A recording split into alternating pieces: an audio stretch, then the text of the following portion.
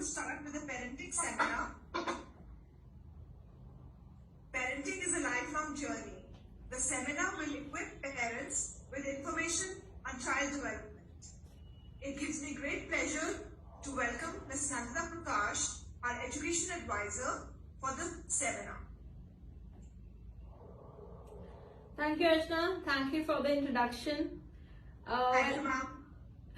Most of the parents already know me because they have been with us for long. And sorry for the glitch that you were facing online, but I think we are good to go now. Okay, so before I begin the session today, let me first start with addressing the reason why we are here today, why we are discussing parenting styles. So by the poster and by the invitation which you all must have received, by now you know what it is going to be about. It is about various parenting styles and how can we become better parents, right? Very often during PTMs and during interaction with parents, we come across some common issues which everybody is facing. We as parents or we as teachers, we always talk about what is the problem with the child, right? What behavioral issues the child is facing, how to deal with their tantrums. What we don't realize is that we are also equally responsible for the behavior these children make, right? Whether knowingly or unknowingly, we are also participating in the entire process of their expression. So let's understand the core reason behind the behavior these children make. How can we deal with it positively and effectively without damaging the entire process of learning, right? So today, let me share my screen with you. And before we actually start the actual workshop, there is a quick activity for all the parents. So as a parent, I would like you to be genuine in marking the answers. So there are 5 to 6 questions which we have. And the questions have they have 3 sets of answers, right? So there is a correct answer, but you're supposed to mark the right answer according to you, what you actually do in real. That will give you a clear picture of what kind of parent you are and where you need to improve. So let's start with the self-realization. Allow me to share my screen with you. Let's learn the various styles of parenting. So this is the first question that I put across. What is your first reaction when your child throws tantrums or objects? Very often, we hear it from parents that our child doesn't listen to us. They start throwing things at home and we don't know how to deal with them. We feel angry, but there's nothing that we can do. So what do you do? In your case, please mark this somewhere in a piece of paper for yourself. Whether your answer is you shout, or you try to understand the source of anger, or you let the child be. Please mark your answer in a piece of paper. Then later on we will analyze these answers also and be truthful. We all know which is the correct answer, but it is not about that. Okay, second question. Who makes rules in your house?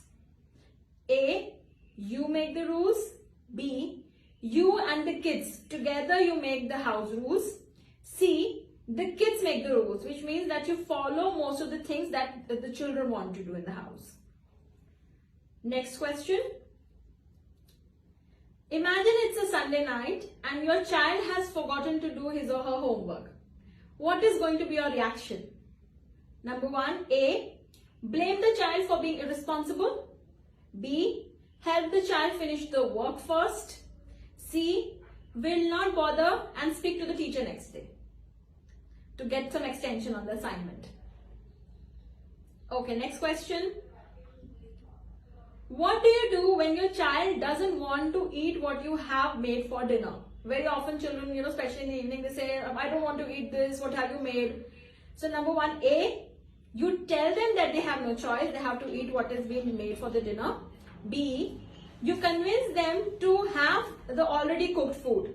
You convince them that, okay, have this today and I'll cook later whatever you want to eat. Or C, you rather make the food your child wants to have. Okay, here's the next question. What do you do when your child wants to buy unwanted stuff from the mall? Number 1, A, you buy what you think your child needs. B, try to make the child understand that he can't have it all. Or C, Let the child have everything of his or her choice. Okay, so I hope you all have marked your answer on a sheet of paper. I'll get back to this answer as we proceed in the session today. Parenting is one subject in India especially which has been neglected for so long. Right? I think in the last 1 decade, a lot of awareness has been created around parenting and positive parenting in India, and that's when we have actually started talking about what is good for our children, how can we improve as a parent. Before that, most of our parents, like the generation before us, they always had this impression that they knew the best for the child, that they already knew what to do with the child for their best development and growth. Right? But self-awareness is a very important thing when you want to improve your current situation. Parents these days are more sensitive, they understand better, I would say, or they're more aware. So let's try to build in our awareness even better. This is the first style of parenting. Okay, now before I explain this to you, let me tell you that everybody who marked mostly A in their answers, they come in this category. Alright, so let's try to understand our parenting style. As an authoritarian parent, this style imposes authority and command, giving orders and making your child follow them becomes more important than the actual discipline. Right? So the whole idea is that whatever I say as a parent, the child should follow it. Such parents would want their kids to just follow their commands and ask no questions or retaliate as they only know the best. So whatever command is given, the child should not question it, should not even put their own feedback. They should directly be following it stepwise. They will never consider their child's feeling into consideration and will also never ask for their liking or opinions. In such style of parenting, only parents make the rules. Right? Now let us see, you might be able to relate to a lot of parents that you know, or maybe the generation before us. It is more relatable, in that case, as I mentioned before. But what are the disadvantages of this kind of parenting? Well, of course, we all are doing very good in our own lives right now, but the world has changed, right? So what can be the possible disadvantages or proven disadvantages according to the psychologists? Let's see. As parents don't discuss reasons behind the rules that they make, kids don't get the ability to reason and put logic behind decision making. Now this stays for the rest of their life. They're never able to put a logic and never able to make proper decisions. These parents use punishment in place of discipline. They make kids feel sorry for their mistakes and keep their confidence level always low. Now these children are at a very high risk of developing self-esteem related issues later on. Kids can often develop a habit of lying to avoid punishment, which again stays for long. Kids, when they move out of their home for their higher education or jobs, often they lack decision-making skills, risk-taking abilities, which are also 21st century skills in the world, much needed in the world right now, as their parents only have been taking all their decisions and these children don't even know how to take a decision, you see. So this affects their adult life as well. Now, all those who have identified themselves with this kind of a parenting, by the end of the session, I will tell you how to balance it out. Now, let's move to the second category of parenting, which is again the opposite and extreme of this parenting style. Very often, you must have seen a lot of parents who say that let children be children, let them be what they want to do, let them play, abhi to umar hai bachon ki khelne ki, all these references people make. Now, these are the category, as we call them, permissive parent. They give permission easily. A permissive parent makes rules for kids, but is lenient on kids when they don't follow it. Right? Such parents believe in letting kids be themselves and enforces no form of discipline. So they will tell children that do this, but if the children doesn't want to do it or doesn't do it, there are no repercussions. If the child makes any mistake, they may call out to them, but then they give in easily. Right? They do not address the mistakes or do not sit with the child to make the child understand why they did that mistake and why it should not be repeated. Such parents are never able to help the child choose between the good or bad decisions. Because of too much of freedom, children lack positive motivation or positive aggression to achieve goals and targets in their life. Now, this might sound a little, less disturbing, but the after effects are pretty long lasting. Let's see how. The disadvantages of this kind of a parenting. Children for the rest of their life will not be able to respect and work under any authority. Imagine they're going to an office and not being able to work under a boss. They find it unbearable to follow a set of rules. Whether in office or out on the road, they are not able to, follow instruction by the authority.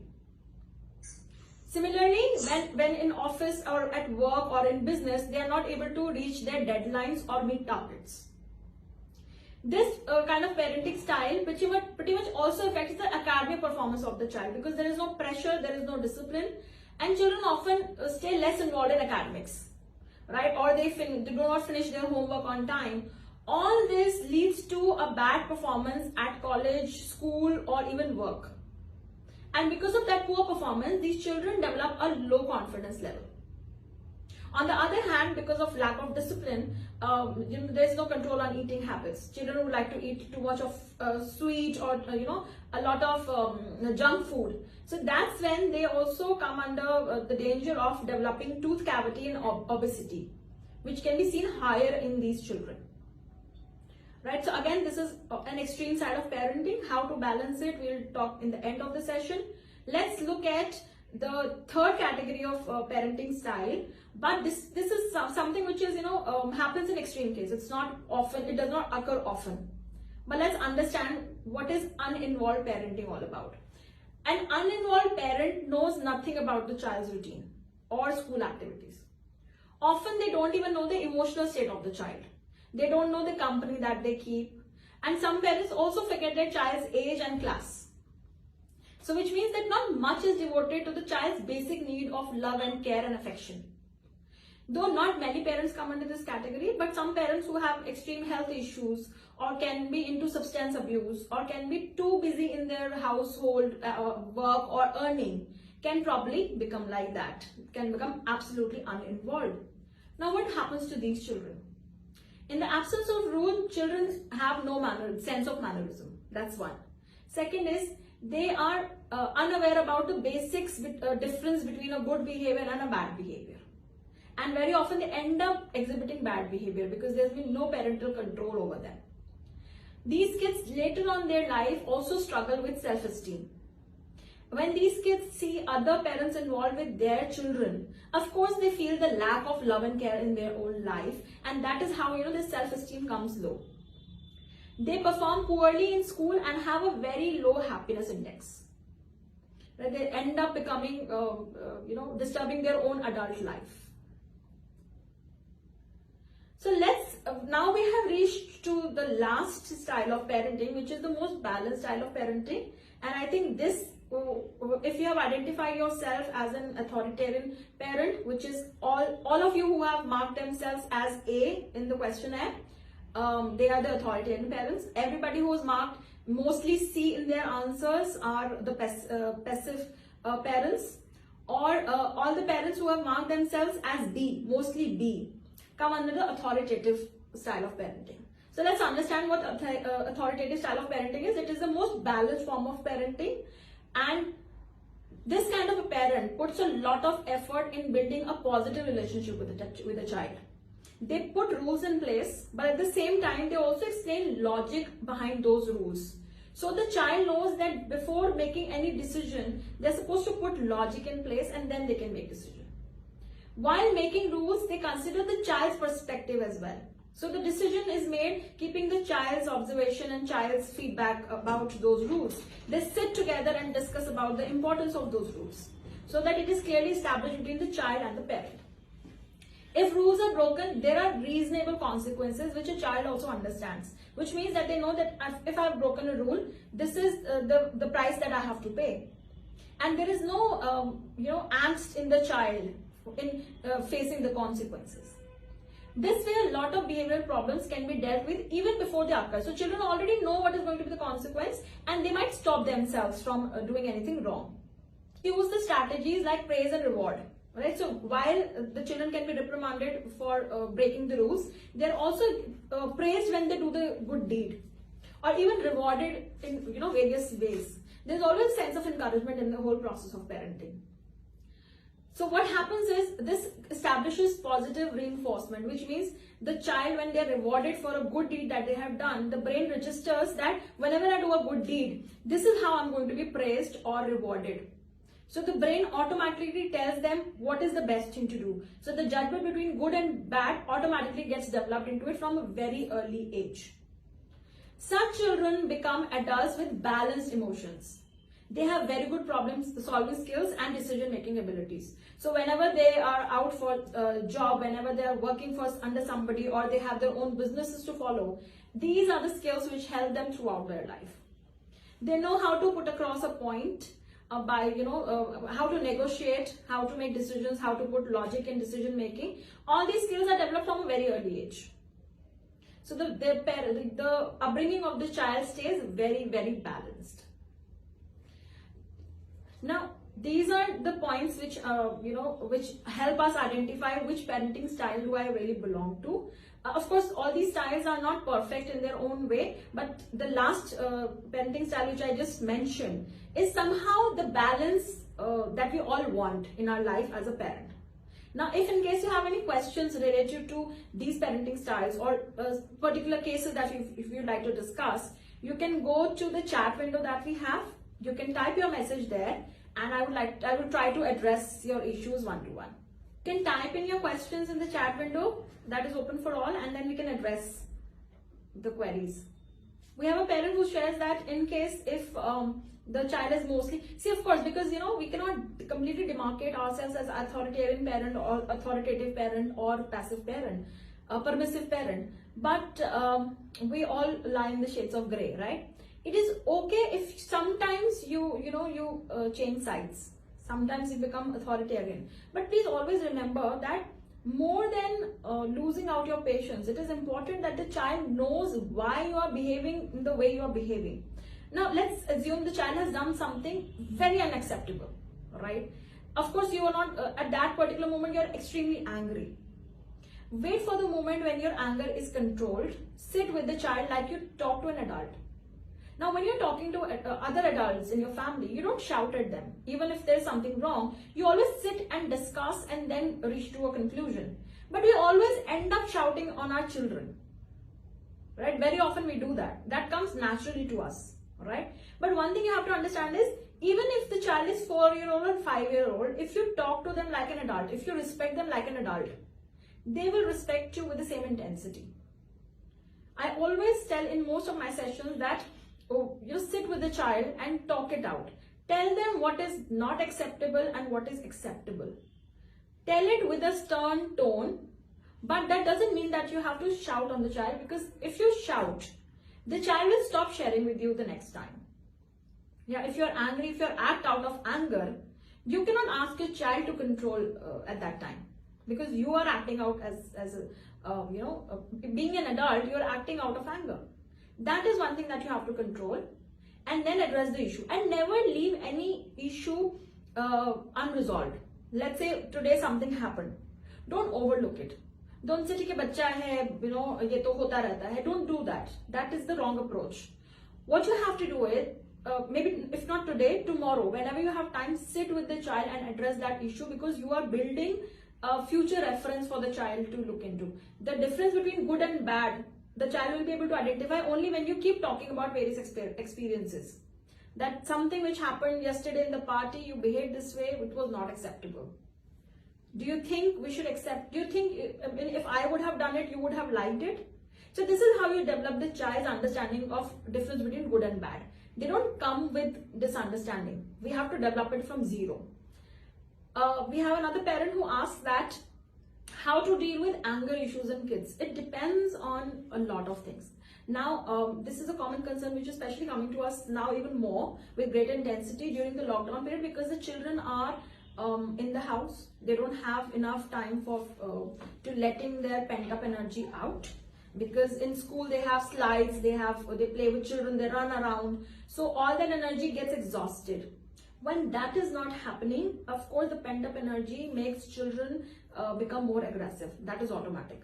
right? Even with us also, it's the same, right? But we are able to control our expression, but they are not. A few things that you can probably do at home is keep a control on their sugar intake. That does not mean that you cut down on their sugar, but make sure that you don't give them extra chocolate, extra toffee, or extra sweet to eat. I know this is winter, we all love gajar ka halwa, and children can have as much as they want when they're at home. Keep a control on the sugar. Right? That will balance that will help us balance their energy level. Second is make sure that the child is physically engaged into one or the other activity at least 2 to 3 times during the day. Sitting in front of the television or iPad or laptop or doing online classes is not enough, because the child is cognitively maybe engaged, they are academically engaged, but what about the child's pent up energy? So you have to make sure that the child is doing some or the other physical activity at home. You can do, play a hide and seek with your child, play ball catch and throw with the child. These small activities that you can do that will control the child's anger, that's one. And along with that, club the method of sitting with the child one-to-one and telling them what is acceptable, what is not acceptable.